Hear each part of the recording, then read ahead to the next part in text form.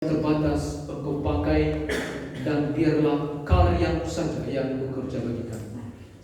Di dalam nama Tuhan kami serahkan pemberitaan firman dari awal sampai berakhir. Jadi di dalam nama Yesus Kristus. Amin. Bapak Ibu yang terkasih di dalam nama Tuhan Yesus, salam sejahtera bagi kita semua. Salam. Selamat tahun baru. Sekali lagi, selamat tahun baru. Bapak Ibu yang terkasih, kita pasti sehat-sehat di tahun baru ini. Itu semua anugerah Tuhan.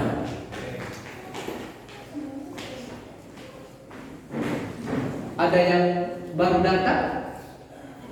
Mama Dian dengan anak-anak Yahobu. Ini orang Nias yang pernah memberi kesaksian pujian waktu Natal. Tuhan memberkati bisa bersama dengan kita hari ini. Pak Mardi juga, puji Tuhan, bisa bersama dengan kita, dan itu semua benar-benar anugerah Tuhan. Amin. Kita belajar firman Tuhan dari Markus pasal 1 ayat 35 sampai ayat 39. Markus pasal 1 ayat 35 sampai ayat 39. Saya membacakan. Pagi-pagi benar, waktu hari masih gelap, ia bangun dan pergi keluar. Ia pergi ke tempat yang sunyi dan berdoa di sana. Tetapi Simon dan kawan-kawannya menyusul dia. Waktu menemukan dia, mereka berkata, "Semua orang mencari engkau." Jawabnya, "Marilah kita pergi ke tempat lain, ke kota-kota yang berdekatan, supaya di sana juga aku memberitakan Injil, karena untuk itu aku telah datang." Lalu pergilah ia ke seluruh Galilea dan memberitakan Injil dalam rumah-rumah ibadat mereka dan mengusir setan-setan. Bapak Ibu yang terkasih di dalam nama Tuhan Yesus, ini adalah minggu pertama di tahun 2025, di bulan pertama, bulan Januari. Kalau minggu pertama ini bisa merupakan juga, bisa katakan pagi-pagi benar, awal di minggu pertama, yang pertama. Ya. Ketika Yesus telah melayani di perikop berikut sebelum ayat yang kita baca, dia melayani menyembuhkan ibu mertua Simon yang sedang sakit demam. Dia tumpahkan tangan, dia salam saja, sembuh karena kuasa Tuhan. Lalu di situ kita membaca bahwa seluruh jenis-jenis penyakit dilenyapkan dengan kuasanya. Lalu kita membaca di perikop yang sama sebelum perikop ini bahwa Yesus mengusir setan-setan dan tidak mengizinkan setan-setan itu berbicara karena mereka tahu siapa Yesus. Oleh karena itu di perikop ini kita belajar pagi-pagi benar. Berarti sebelumnya, di hari sebelumnya full, satu hari sampai malam dia melayani. Lalu pagi-pagi benar menuju hari besok, apa aktivitas Yesus? Dia berdoa. Bapak Ibu yang terkasih di dalam Tuhan, sejauh mana kita memandang bahwa tahun 2025 kita juga mau memulai dengan gaya, dengan cara Tuhan Yesus. Kalau minggu pertama kita anggap itu pagi-pagi benar, berarti kita jadikan minggu ini adalah minggu di mana kita mempersiapkan diri kita untuk menempuh satu tahun lamanya. Kita bisa berkata, Bapak Ibu, terlalu panjang, 365 hari, satu tahun ke depan. Tapi bagi kita cukup kita berdoa memulainya memuliakan Tuhan yang paling utama kita tahu, maka tamu-tamu berikutnya pasti kita mau. Amin. Itulah yang kita pelajari pada pagi hari ini. Kita belajar bahwa Yesus benar-benar membutuhkan tenaga. Kenapa? Karena dia telah belajar, maksudnya dia telah mengajar, dia telah mengusir setan, dia telah melayani, maka dia memerlukan tenaga. Dan ketika dia telah selesai melayani, pasti siapa yang tidak lelah kalau dia sudah bekerja? Perlu dia beristirahat. Bapak Ibu pasti perlu istirahat ketika pergi dan pulang dari ladang. Pergi lalu pulang dari pekerjaan. Pasti lelah. Pikiran lelah, perlu istirahat. Otak pasti beristirahat, apalagi tubuh. Yesus juga adalah sebagai manusia yang sempurna, memerlukan tenaga, memerlukan pemulihan tenaga. Dan ketika Yesus juga mengusir setan, menyembuhkan orang sakit, dia memerlukan kuasa. Maka dia harus memerlukan sumber kuasa itu. Bagaimana caranya? Dia memperolehnya. Setelah itu, dari berbagai macam persoalan dalam pelayanan dan pekerjaan dan dalam kehidupan kita, perlu kita berhikmat. Yesus di sini Bapak Ibu, ketika dia telah melayani, menyembuhkan orang sakit, menyatakan mujizat-mujizat, orang senang kepadanya. Orang mencari. Saking banyak orang yang mencarinya Bapak Ibu. Ketika dia menyendiri pergi berdoa, murid-muridnya sementara sedang kepada orang-orang yang dilayaninya sebelumnya. Lalu karena orang banyak mendesak mencari Yesus, murid-muridnya menyusul dia. Ketika kita membaca di ayat ini, murid-muridnya menyusul dia, itu bahasa yang dipakai di sini sebenarnya bukan menyusul, tetapi di sini dikatakan murid-muridnya mengejar dia. Seakan-akan Yesus lari, meninggalkan pelayanan yang banyak, pergi di tempat lain. Lalu maksud murid-muridnya adalah mereka mau mengejar Yesus, membawa Yesus kembali, supaya orang-orang yang membutuhkannya senang, bahagia, dipulihkan, dan disembuhkan. Tetapi bagi kita Bapak Ibu, kenapa sih Yesus meninggalkan semuanya ini? Kenapa Yesus? Apakah itu tidak perlu pelayanan sudah ada?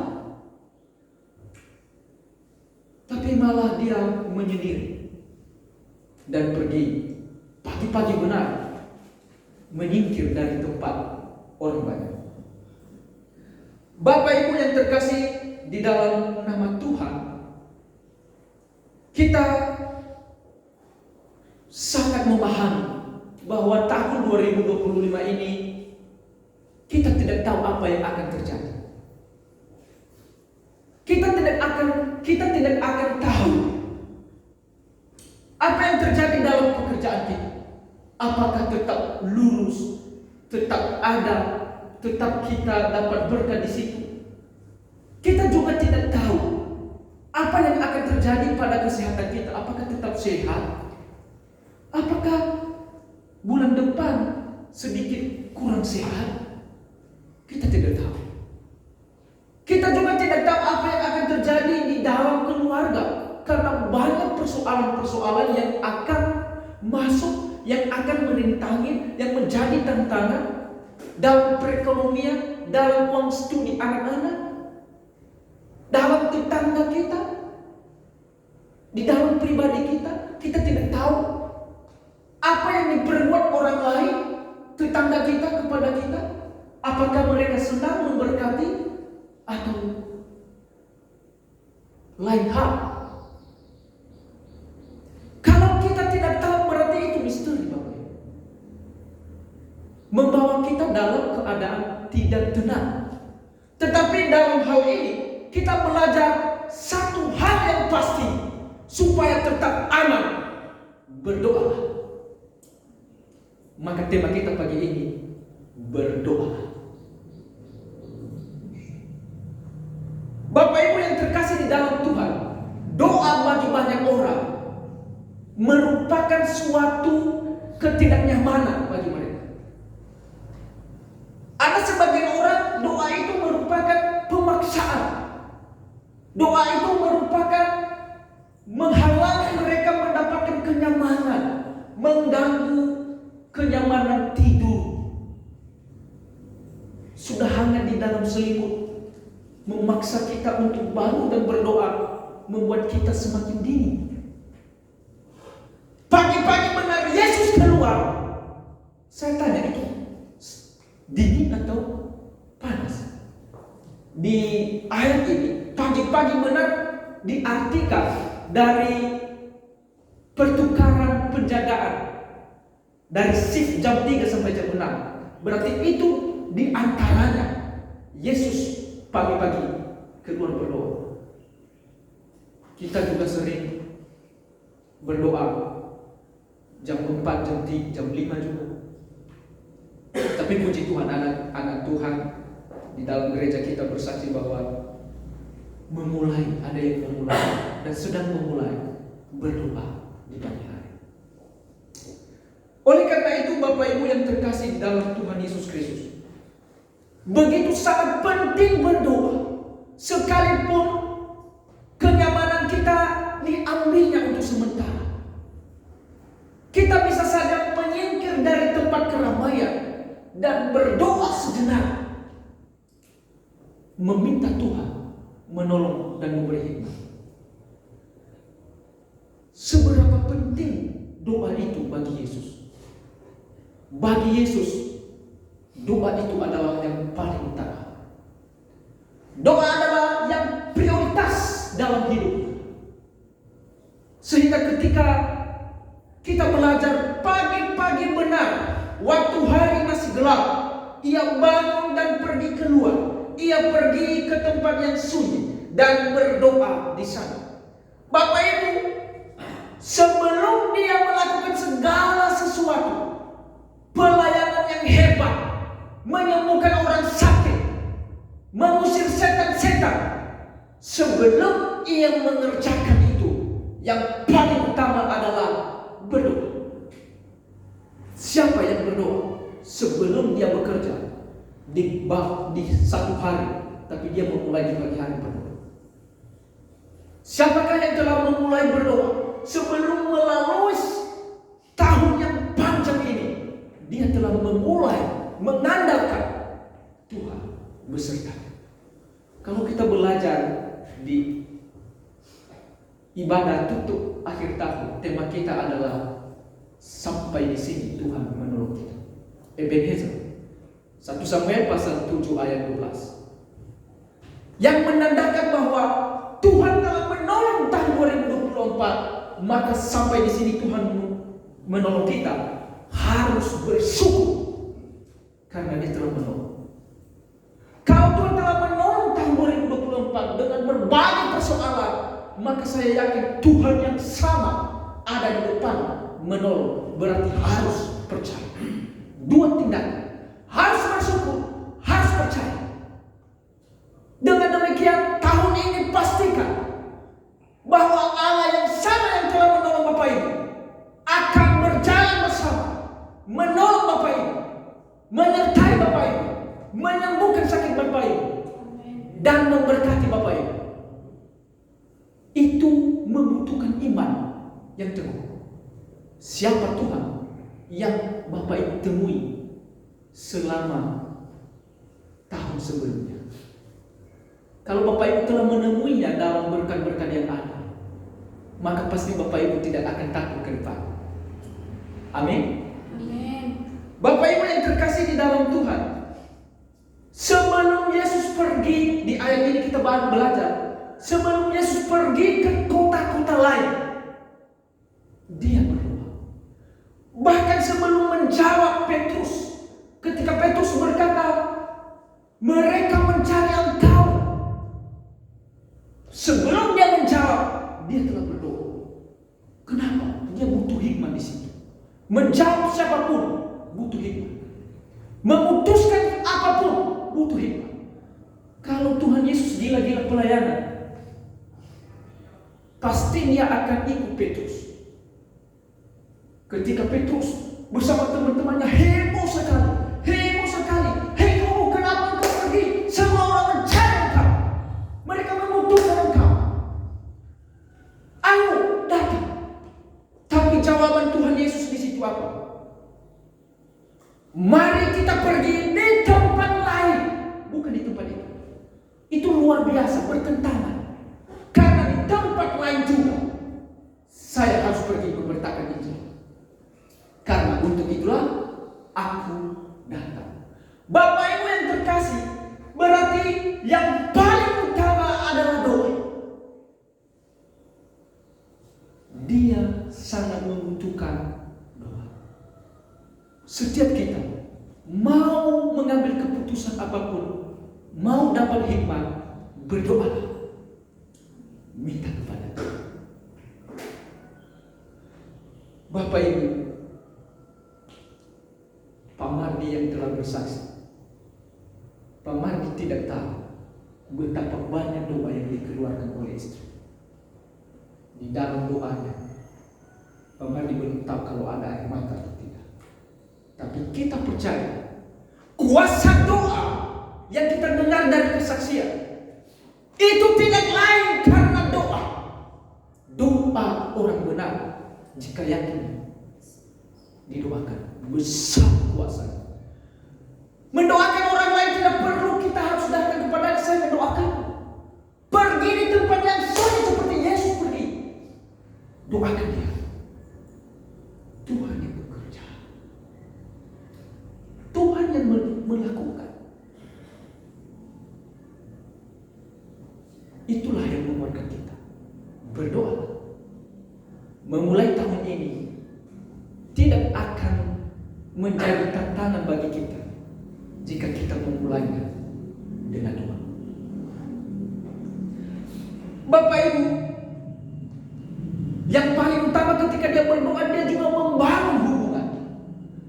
Ketika dia membangun hubungan, di situ kita bisa melihat dia pergi di tempat yang sunyi.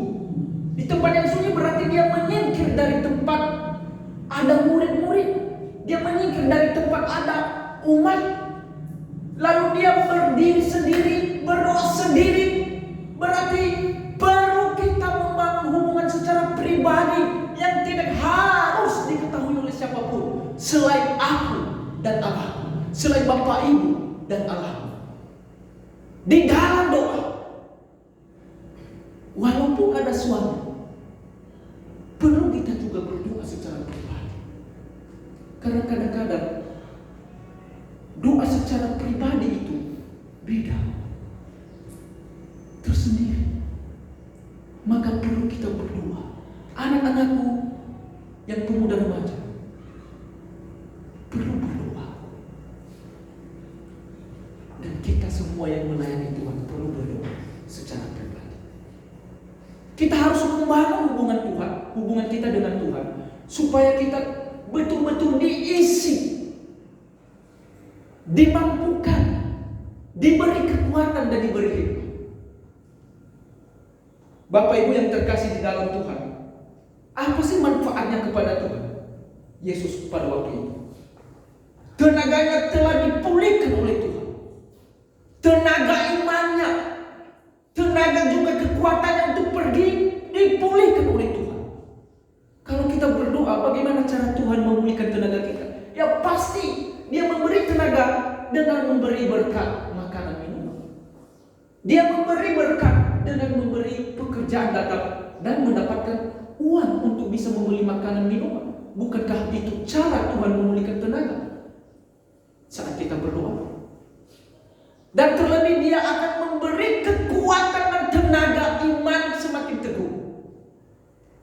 Ketika anak Tuhan yang sedang bersaksi hari ini, itu bukan kegagalan. Belum tentu orang yang hebat seperti itu bisa bertahan dalam goncangan yang sama.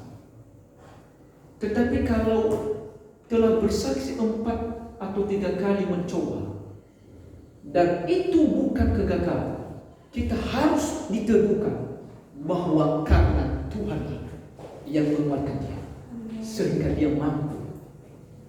Mereka mampu bersama dengan kita. Dan itu benar-benar Allah yang bekerja, Allah yang menguatkan. Bukankah Tuhan yang menguatkan iman kita semakin kuat, semakin teguh? Kalau tidak ada iman, jebol lagi. Tapi sungguh, iman yang kita dengar hari ini bukan iman biasa. Kalau orang biasa pasti sudah coba. Ini iman yang perlu dicontoh. Tetap teguh. Apapun masalah, apapun tantangan, sehebat apapun, teguhkanlah iman. Tuhan pasti menyertai.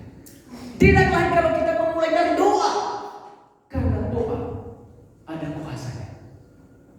Bapak Ibu yang terkasih di dalam Tuhan, selain diberikan dan dipulihkan tenaga iman, tenaga kekuatan, juga diberikan kuasa untuk mengusir setan-setan. Lalu kita melihat di ayat terakhir yang kita baca, dia melayani mengusir setan-setan. Benar-benar ada kuasa.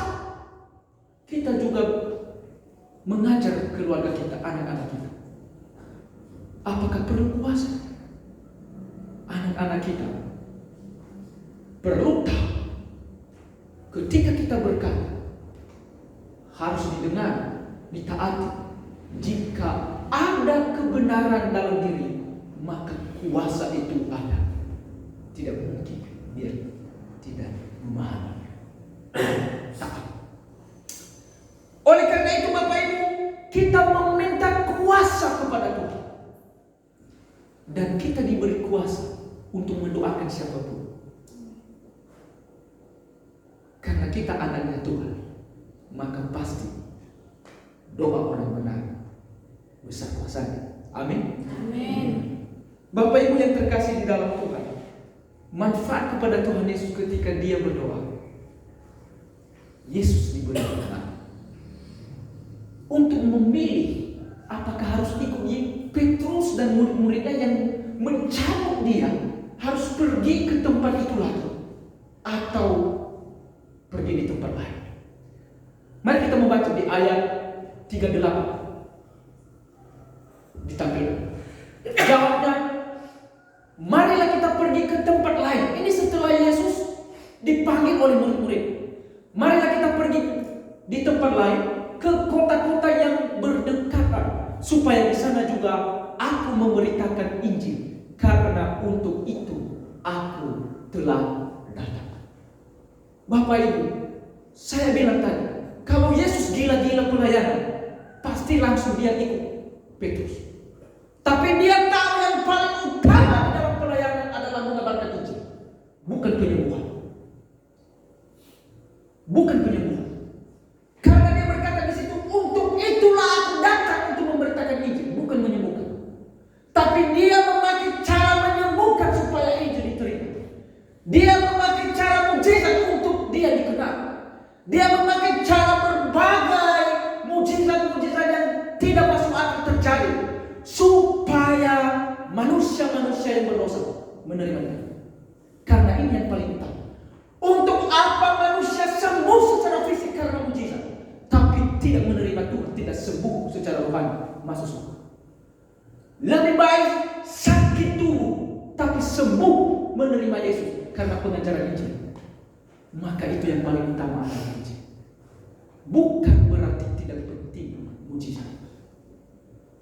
Bapak Ibu yang terkasih di dalam Tuhan, mujizat harus dipakai untuk mengangkat Injil dan memberitakan, menyatakan siapakah yang melakukannya, siapakah yang memberikan, dan apakah ada yang lebih luar biasa daripada mujizat itu. Ada keselamatan. Itu yang mujizat yang lebih luar biasa. Bagaimana orang tidak mungkin selamat menjadi mungkin karena percaya. Itukah bukan mujizat? Itu mujizat yang melebihi dari